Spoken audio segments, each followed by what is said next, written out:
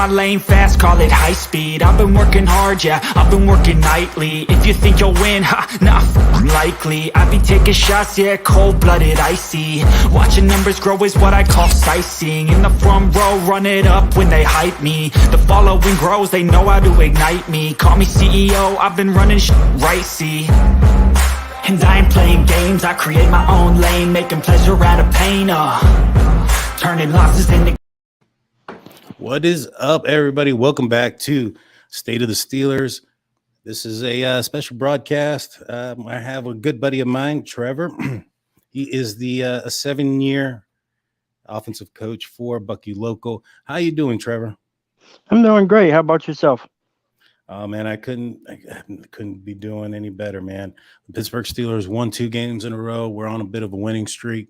The offense is finally looking like they're starting to gel together, and you know, I didn't think of any better a person to bring on today's show than somebody who works a little bit of offensive scheme. What have you thought about the performances here recently of the offense in total? Well, they're finally starting to run the football, and when you start running the football, it opens up the passing game. And I think the Pittsburgh Steelers have done very well with that department. Oh, I agree.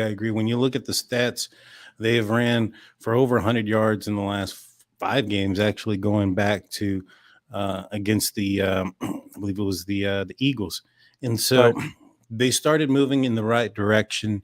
There's been a lot of heat on this offense. And, I for one was under the impression that the reason why this offense had been so stagnant is because of a lot of moving parts and a lot of new people in new places and key positions. You have quite a bit of turnover in the high school football realm. Once you lose your senior quarterback, your senior receiver and running back, and you're having to start over with a freshman or a sophomore, is there a big difference? And I know this is, going high school to pro, but is there like a big drop off? Do you have to really start all over? Is there or is it just, you can continue to where you were at before? What do you think? Well, when you lose a senior quarterback, most likely you start a freshman, or if you have a transfer coming in, whatever. But if you start a freshman, no, you keep with the same steam that you have. You just got to develop them. That's all. Now, when you develop him, that process of development, I would probably fair to understand that it would come in phases. You probably don't hand him the entire playbook day one. No, not at all. Not at all. And so when you're going through this process, what are the things that you're wanting to see from your team as far as development? What are the positive things you want to see? I'm sure everybody wants to see W's in the win column, but what are those in between the game victories, those small victories that you want to see as far as developing a young team?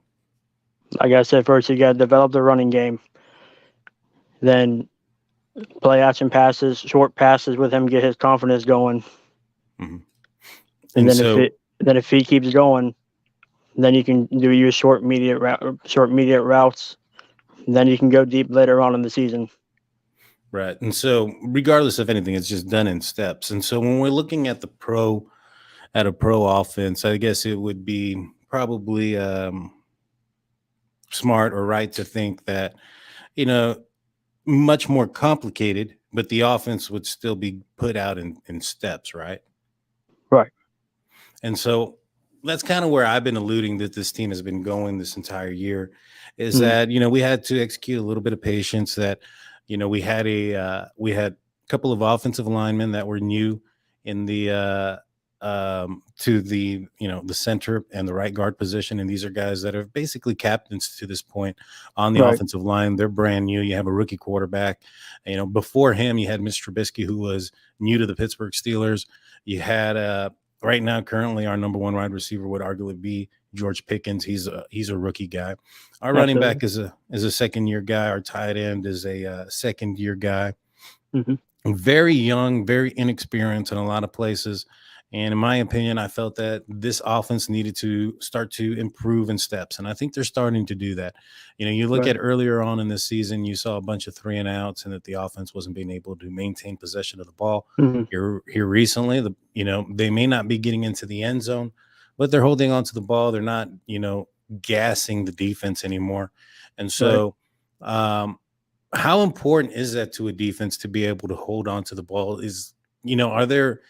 Are there victories in not scoring, as small victories as they may be, by just being able to possess the ball? Do you think that if an offense can't possess the ball, that they're going to gas their defense?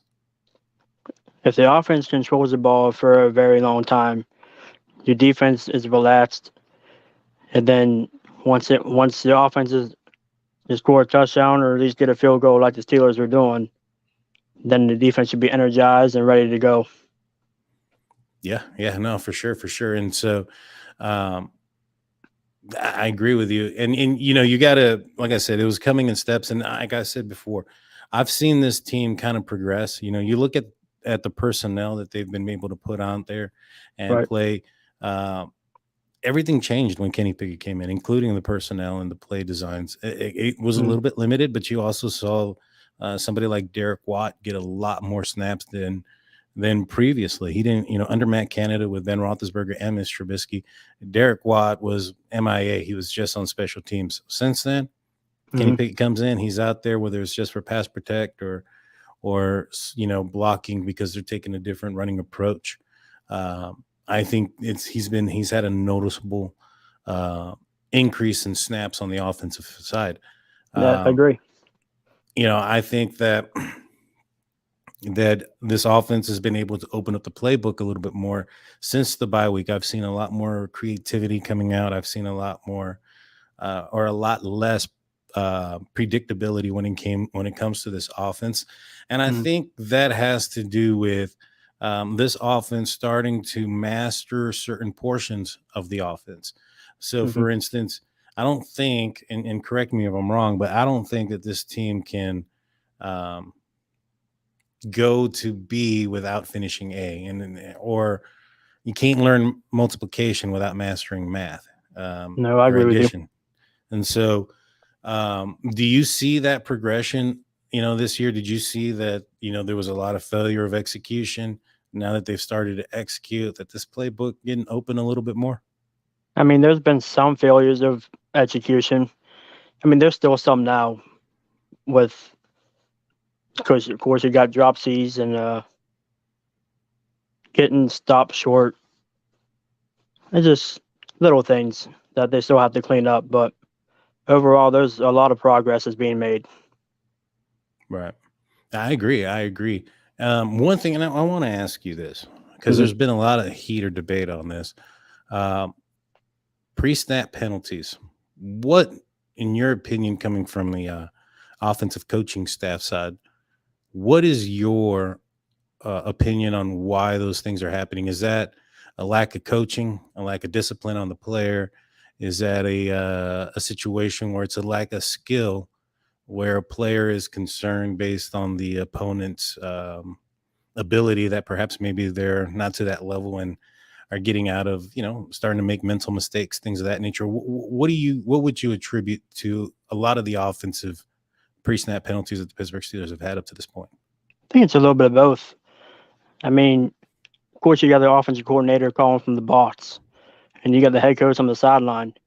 So, I mean, you get a 50-yard pass from, remember that pass from Pickett to Firemouth. So, and then of course we got first and 10, and then we had a false start 5 yards back. You also got to remember that the offensive lineman ran down there 50 yards, and then they're tired for running down there 50 yards, and then they move on a false start. That's true. So, I mean, you can't really blame that on coaching. But then again, you got the offensive coach calling from upstairs to downstairs. I mean, that's a different ball game too. Are you a fan of the offensive coordinator being up in the booth, or would you prefer your offensive coordinator be on the ground? On the ground. What are the advantages of an offensive coordinator being on the ground versus up in the sky or in the booth? And what do you lose by being on the ground and not being in the booth?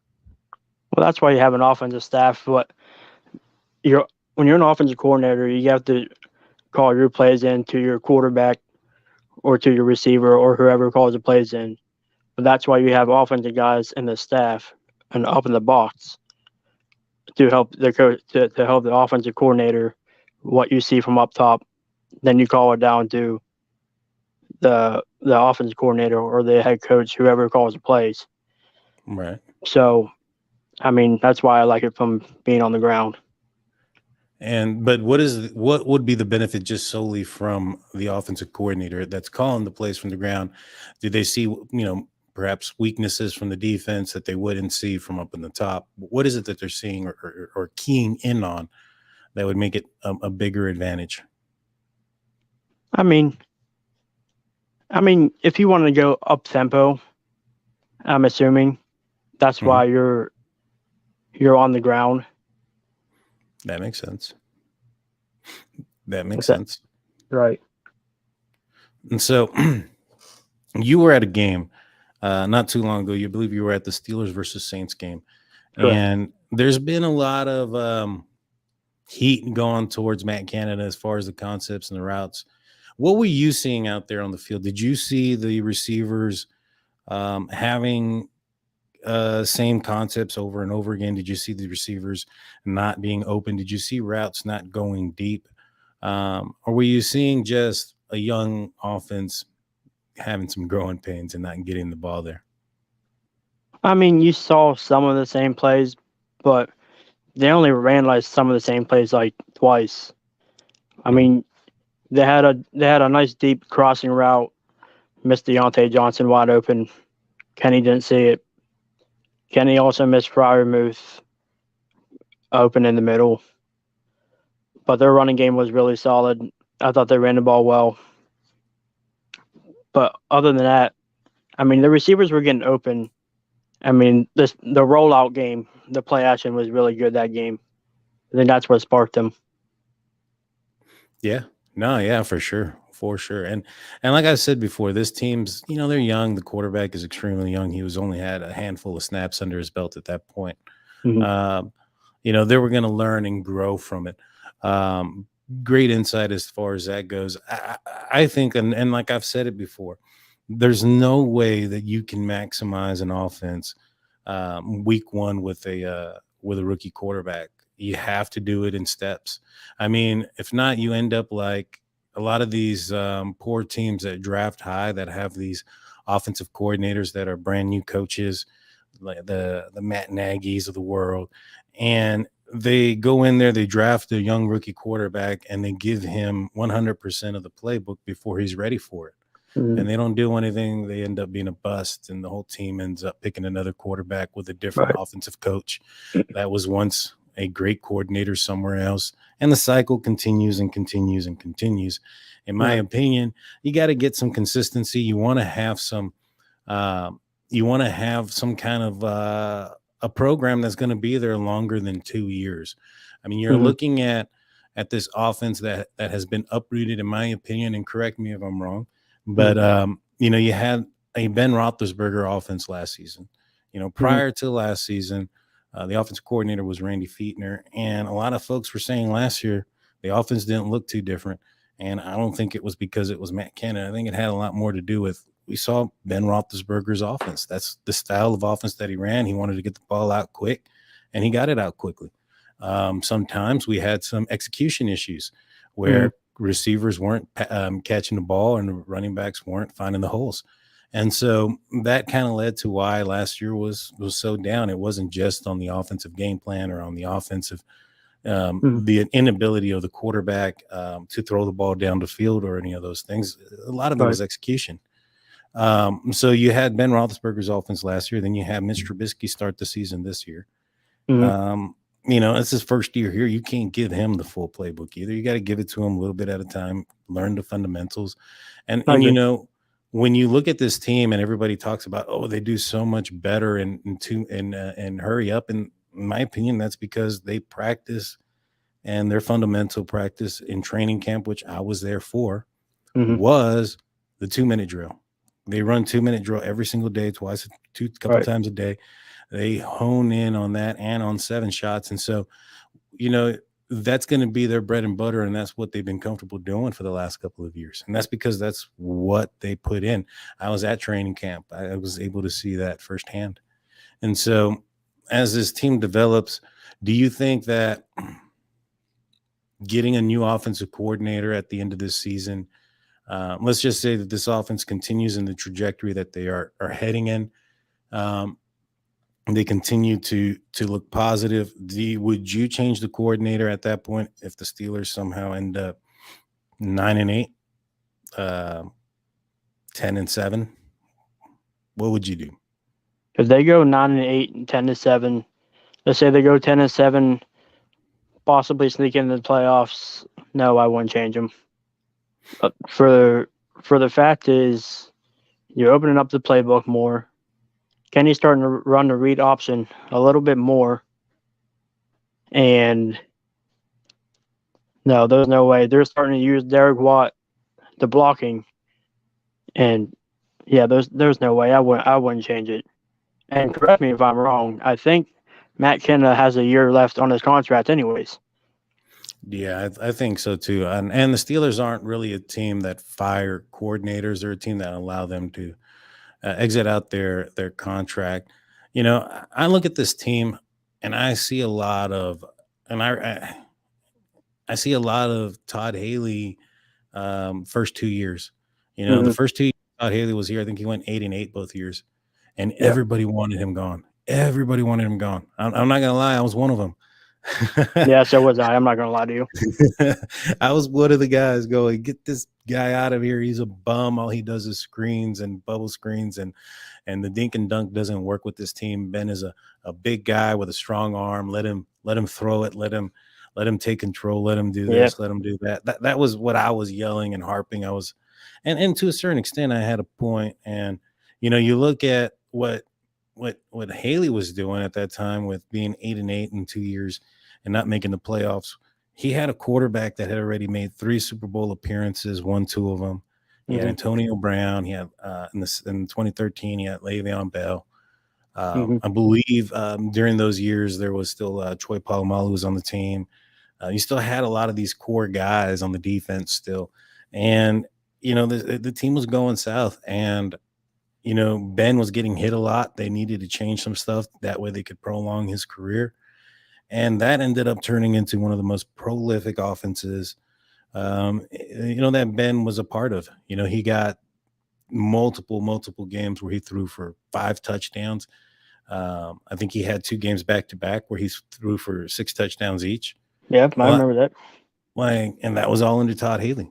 And so all I'm saying is let's execute a little bit of patience, not just with our players, but with the entire staff and our coaches, because a few weeks ago everybody was also harping to fire Coach Tomlin, and if he can turn this around, wow, this is amazing. If he can get this team into the playoffs after where they were, everybody who claimed that they should fire Tomlin then would in my opinion have to really have to take back what they were saying, because you really have to believe in the process at that point. What do you think?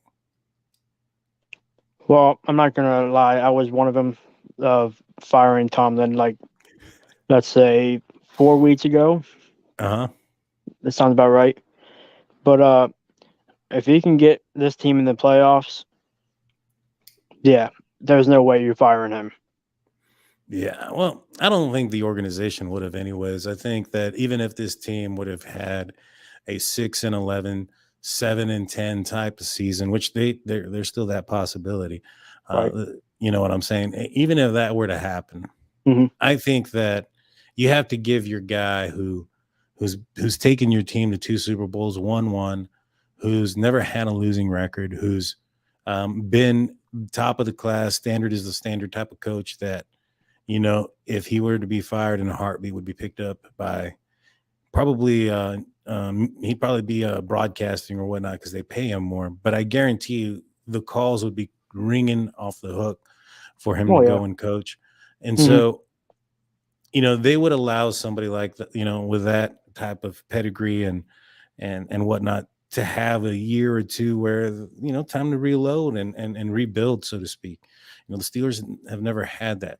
This team up until recently has been a bunch of band-aids, fixing a couple of, issues here and there. And it's Right. kind of taken its toll earlier this year. But, I think that the Steelers identified that Mitch Trubisky wasn't going to be this guy that was going to make us a contender. And so they had to see what they had in Kenny Pickett. And I'm, for one, glad that they did that. I would have preferred he started the entire season. What would you have done? Would you have started Pickett? Would you have started Rudolph? Would you have started Mitch? Would you have benched any of them at any point this season? What are your thoughts on that? Well, I would have started Mitch right out of the gate, like they started, Mm-hmm. and I think they made the right move of putting Pickett in week 4, which I thought was going to happen. What after the bye week, which was week 9, right? Yeah, that would have been the Saints game. Would have been his first start there. Yep. So I thought they were going to do that instead of putting him in week 4 to give Trubisky more time. But I like the move. Could you imagine if Pickett didn't start until the bye week, and let's just say everything turned out the way it did in those games? Mhm. Pickett would be 3-1 with I think like 3 touchdowns to 1 interception or something like that. And the narrative on him would be 100% different, don't you Mhm. think? Well, it also depends on what Trubisky would have done the first 8 weeks, first 9 weeks. I mean, if he Right. was at 500 the first 8 9 weeks, then I would have turned it over and see what would have happened. Mm-hmm. Yeah. See, I was on the I wanted them to start the Kenny Pickett week 1. In my opinion, you don't draft the first quarterback taken in the draft and not start him Right. and give him the keys, especially when you don't have anybody that's a proven proven guy there already. It's not Mhm. like there's Ben Roethlisberger who's still playing right now. It's Mitch Trubisky and Mason Rudolph. These weren't guys that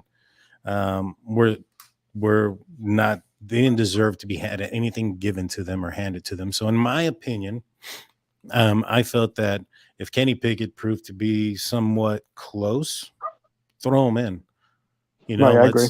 Let's build him up. Let's get that experience, especially early on in the season. I mean, you're looking at the first game was against the defending AFC champs, Cincinnati Bengals. Outside Mhm. of that, you had the Patriots, the Browns, and some teams in the Jets. Some teams that you would have thought, especially going into the season, that the Steelers were going to be competitive in those games. And so, I would have thrown him in there, got him some experience, got him some confidence before going into Buffalo, before Right. going against some of those harder teams.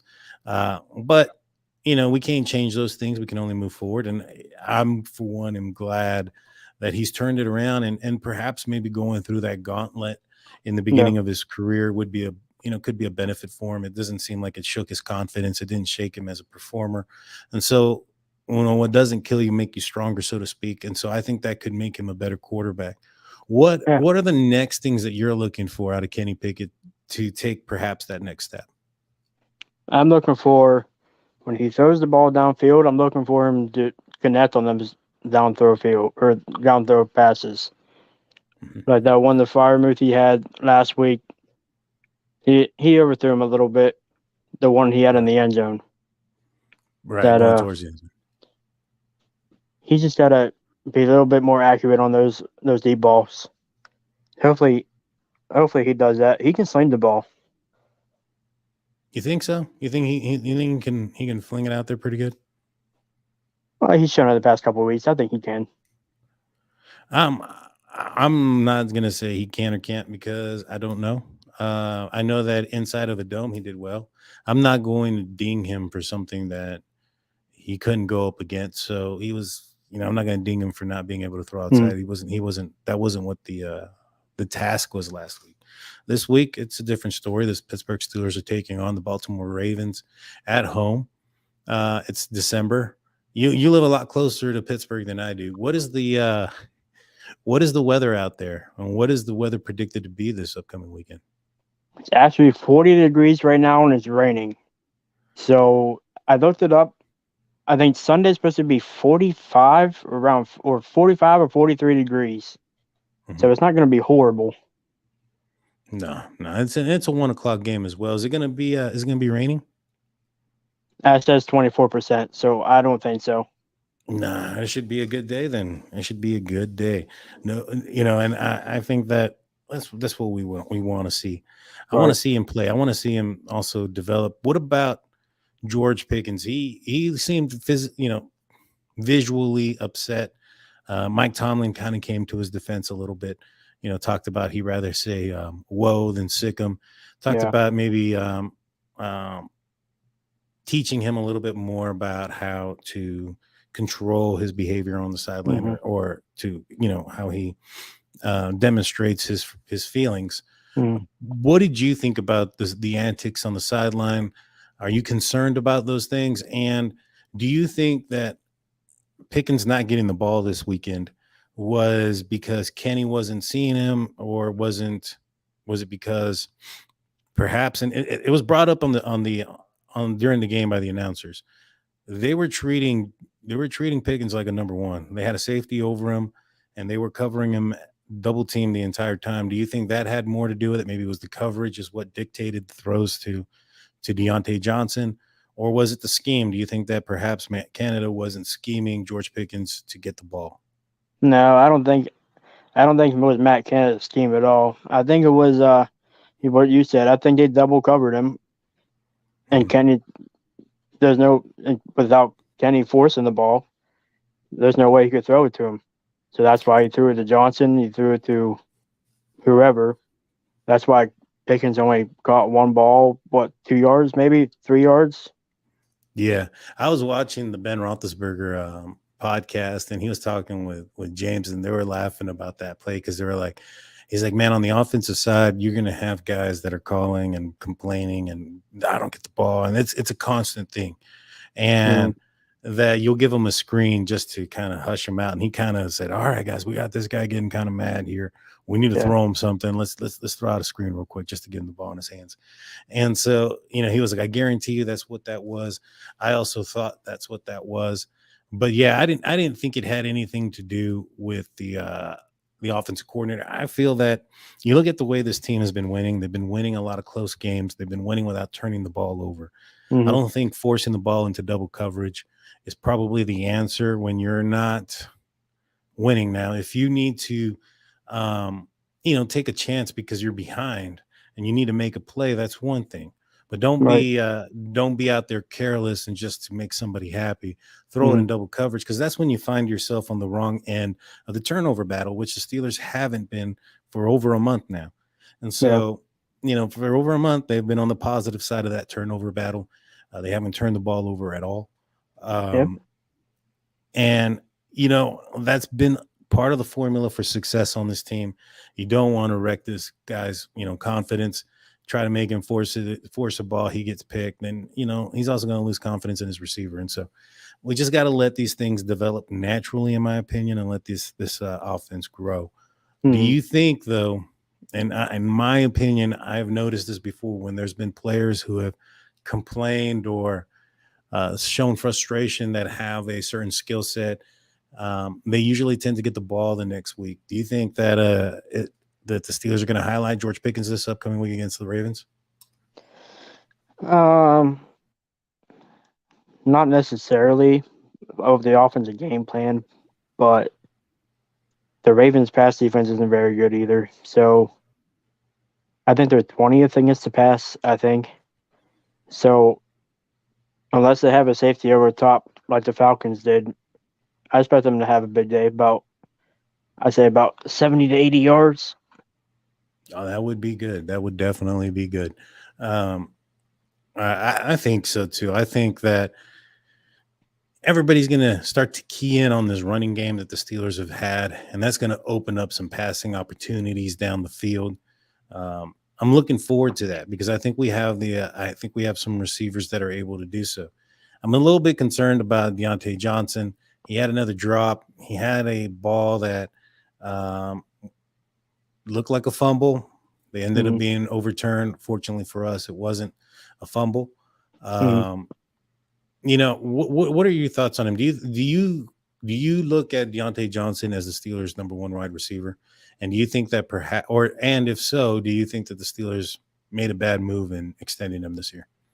No, as of right now, I think George Pickens is the number one receiver. But you also got to use Deontay Johnson. Yeah. But I think he missed the one on the crossing route. Probably could have scored, but at least got the first down. So, I mean, he just got to get his head out of his, Yeah.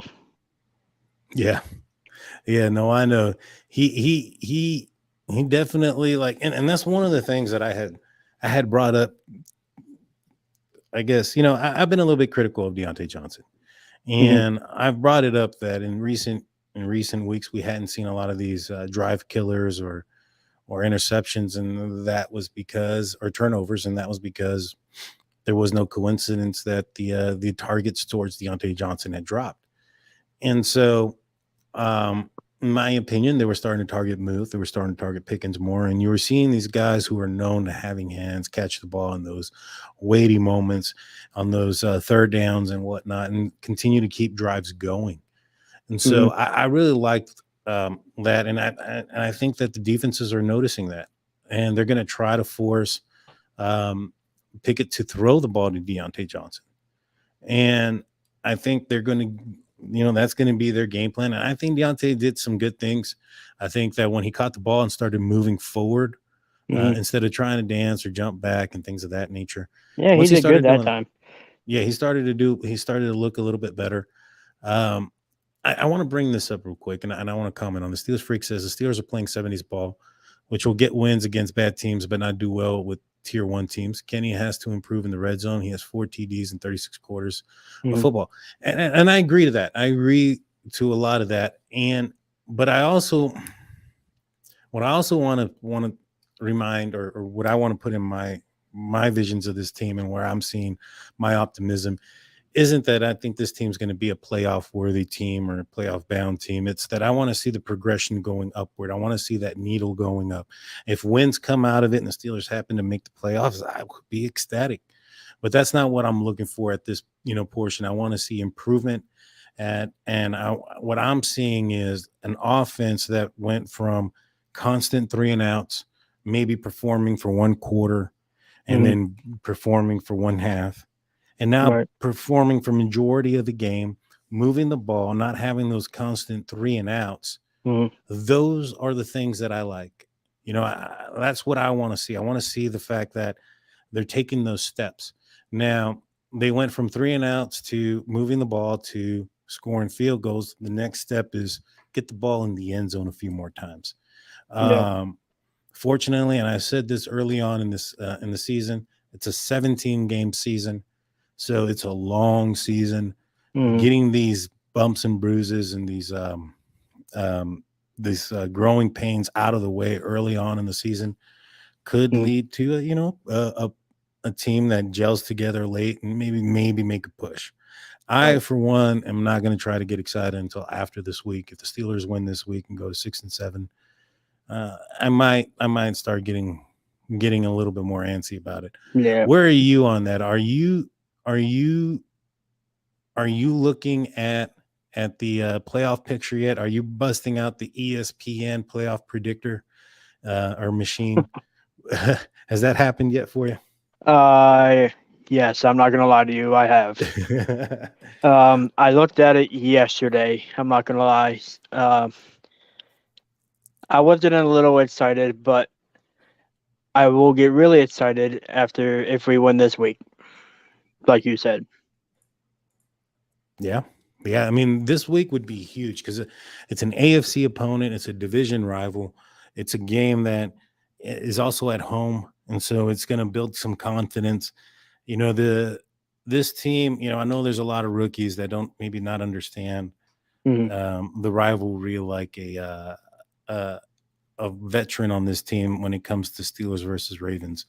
Like, for instance, George Pickens wasn't a part of that rivalry he last year or the years before and things of that nature. But I don't think it'll take very long, and it usually doesn't take very long for rookies and first-time players of the Pittsburgh Steelers to find out why it's a rivalry when it comes to Steelers versus Ravens.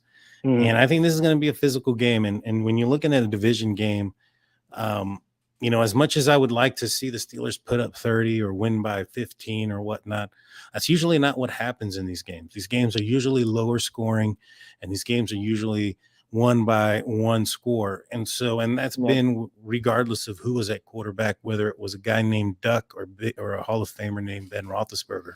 And so what are your expectations out of this game? Do you, are you expecting a low scoring game? And if that ends up being the case, that shouldn't be a need of concern given who they're playing, right? Well, my prediction for this game was 17-14, Pittsburgh. Yeah, that sounds right. Really low scoring 3-point game. At the beginning of the week, well, it is the beginning of the week, but yesterday and late Sunday night, my prediction was 24-17. But then I got to thinking, yeah, it's not gonna happen. So I bumped it down 17-14. Yeah, I'm thinking it's probably going to be something like that as well. I'm predicting the Steelers to win this game with, especially without Lamar Jackson there. The Steelers have been on a bit of a roll against the Ravens. And so, yeah, I'm thinking that the Steelers are going to take this. I'm going to go ahead and just give out my score right now, because I'll probably be giving it out on the Big Brosco show with on Behind the Steel Curtain when they ask for their score predictions here in a little bit on their show. Which I will be going back to doing my Behind the Steel Curtain audio podcast only on this Saturday. I didn't get a chance to do mine last week because it's in the hospital with an appendectomy. But I'm going to go ahead and say that the Pittsburgh Steelers are going to win this game. I think the Steelers win. I'm going 16-12. I don't think any team gets in the end zone.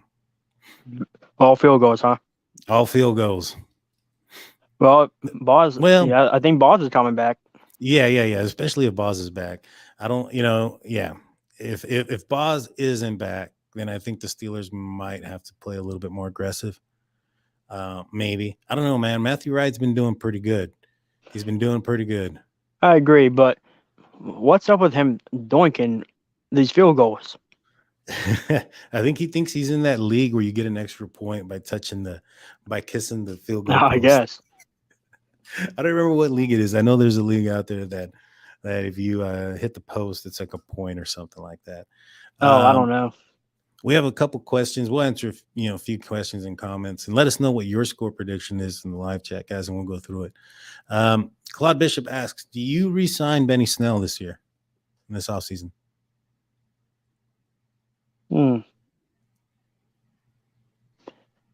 Yes, I think so. I mean, he's approved. I mean, he's shown that he can run the ball well, and he had his opportunity against the Colts, and yeah, he ran the ball very well. I think you re-sign him. I do too. I think you re-sign him. He's been of value at special teams, and we all found out not this game, but the week before, how valuable that special teams unit is when you didn't have the likes of Boykin out there. You didn't have. You had Benny Snell taking more of the rushing plays and running the ball very effectively. He probably a little fatigued and not running the ball quite a bit for 10 times for 60 yards. Right. That'll definitely get you a little bit more fatigued when you're chasing down punts and kickoffs. Right. But yeah, I agree.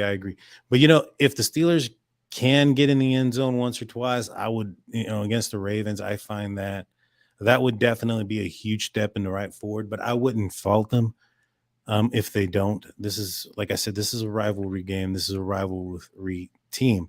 Now, the following week against the Carolina Panthers, if they fail to get in the end zone a couple of times, then I'm going to be a little bit suspicious. But, and I'm going to be a little bit concerned. Let's go through some of these scores. We got Gene Smith saying 21-17. That sounds fair.